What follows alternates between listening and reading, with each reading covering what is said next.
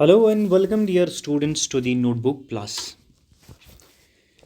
चलिए सवाल जवाब का सेशन शुरू कर लेते हैं और एक इम्पॉर्टेंट टॉपिक पे आपके कुछ इम्पॉर्टेंट एमसीक्यूज़ हम प्रैक्टिस कर लेते हैं। The topic on which we are going to practice important MCQs is government and non government programmes.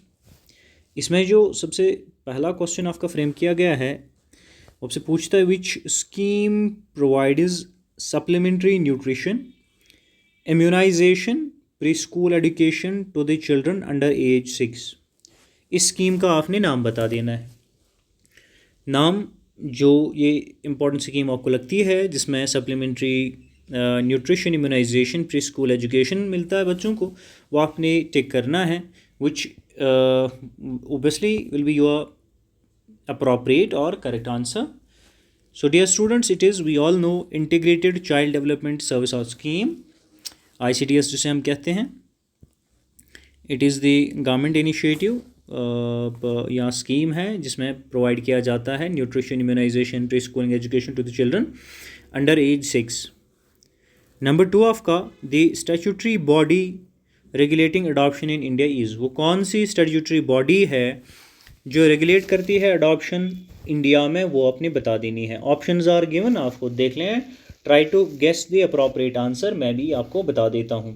Dear students, it is central adoption resource authority. Central, let me highlight it for you, central adoption resource authority जो regulate करती है adoption in India and it is a statutory body, ये भी आपने ध्यान में रखना है। Another important, who can adopt a child in India as per existing adoption regulations, कौन कर सकता है? हमारे बंदे नीचे हैं, नॉन रेजिडेंट्स कर सकते हैं, अनविड मदर्स कर सकते हैं, लीगल मैरिड कपल कौन कर सकते हैं? तो जो एग्जिस्टिंग हमारे नॉर्म्स हैं उसके हिसाब से जो लीगली मैरिड इंडियन कपल्स हो वही सिर्फ जो है अडॉप्शन कर सकते हैं as per existing adoption norms. ये हमने ध्यान रखना है, लीगली मैरिड कपल ओनली, ठीक है, ये हमने ध्यान रखना है।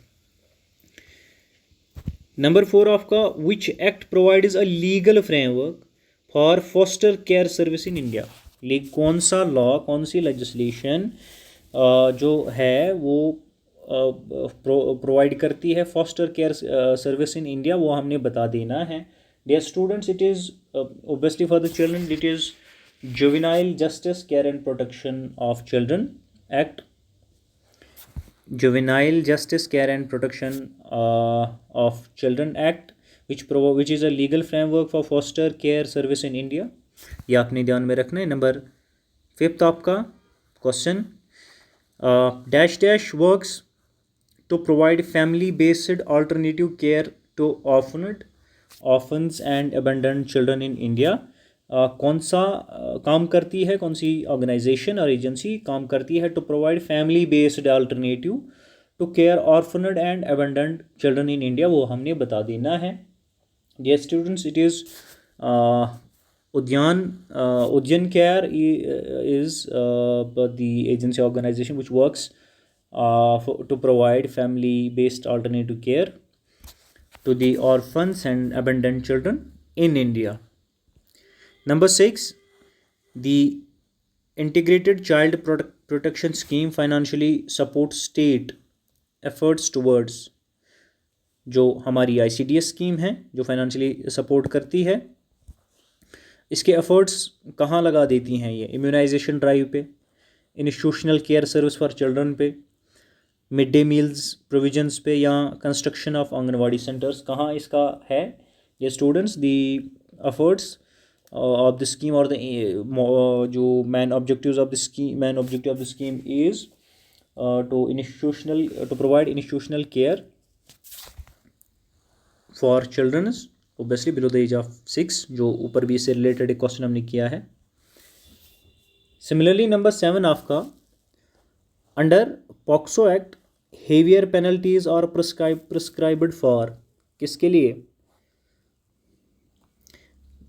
Sexual assault, aggravated sexual assault, sexual harassment using children for pornographic purposes, ठीक है। हेवियर पेनल्टीज जो है प्रिस्क्राइब की गई है फॉर एग्रीवेटेड सेक्सुअल असॉल्ट के लिए। पॉक्सो के अंडर, पॉक्सो की बात हो रही है। Similarly special courts are required to complete trials of child sexual offences under POCSO act within. Time period आपसे पूछ रहा है, special courts are there to require to complete trials of child sexual offences under POCSO act. Time period आपसे पूछा है, तो the time period given is 1 year, dear students. Similarly number 9, which article in Indian Constitution specially uphold children's rights to education। जो right to education है वो article आपने बता देना है for the children's, that is dear students article 21A।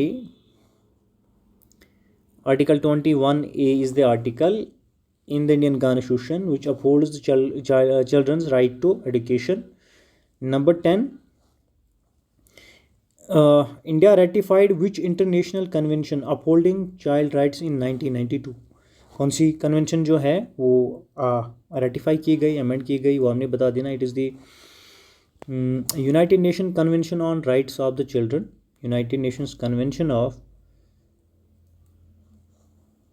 On rights of the children, ये ratify की गई थी।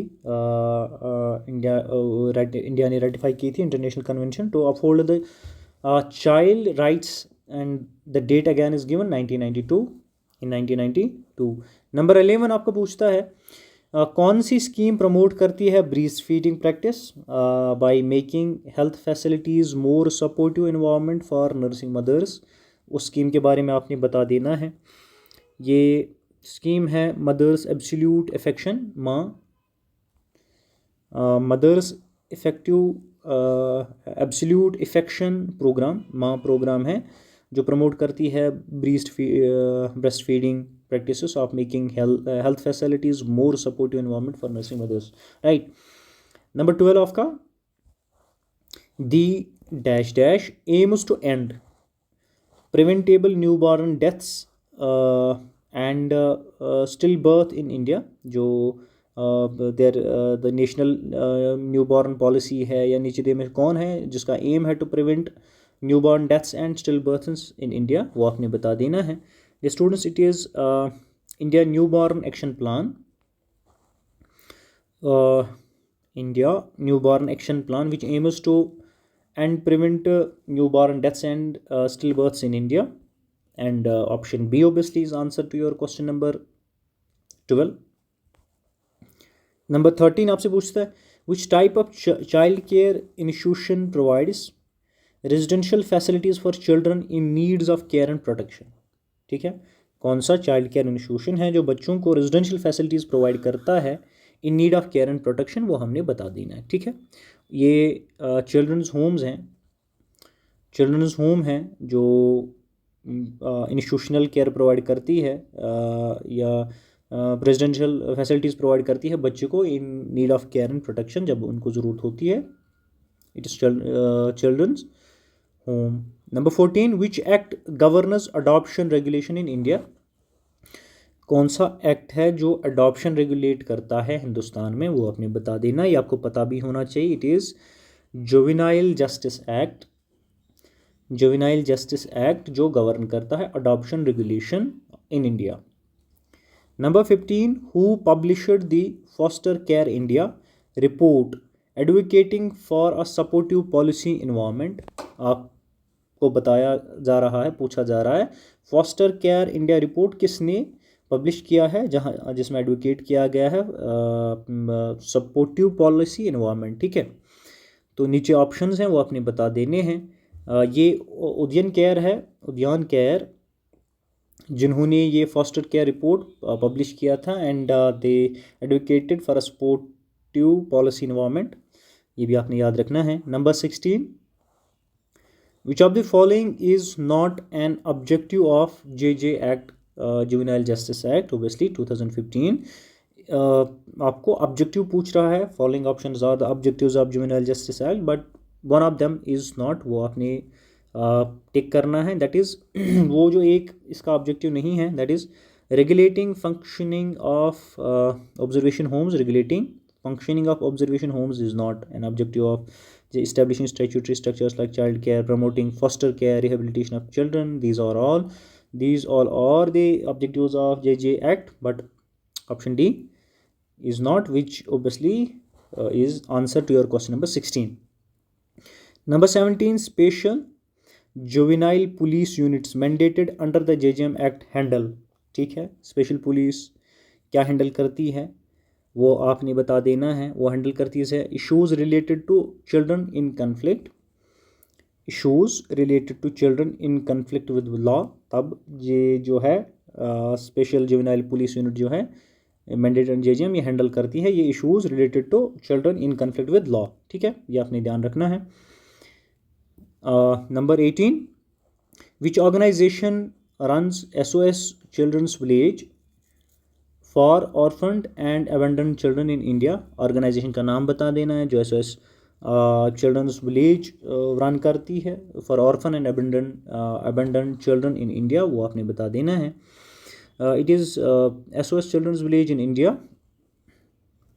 SOS Children's Village in India who runs this village for orphaned and abandoned children in India. This is the important information जो आपको पता होनी चाहिए. From this section, number 19, which scheme provides financial assistance to states for delivering child protection service? ठीक है, कौन सी scheme है जो प्रोवाइड करती है financial assistance to states for delivering child protection services, वो उस स्कीम का आपने बता देना है. It is dear students, ICPS, which provides financial assistance to the states for delivering child protection services. Number 20 आपका Childline Service safeguards children against. जो Childline है सर्विस है वो सेफगार्ड चिल्ड्रंस को करती है. So against what? Against options given है, आप गैस करने की कोशिश करें, मैं भी बता देता हूँ.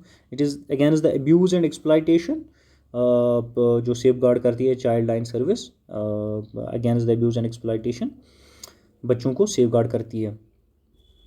Number 21, the national commission for protection of child rights was set up in.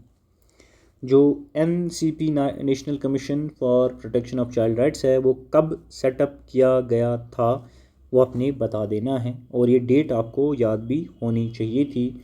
It was beautiful 2017 जब ये किया गया था.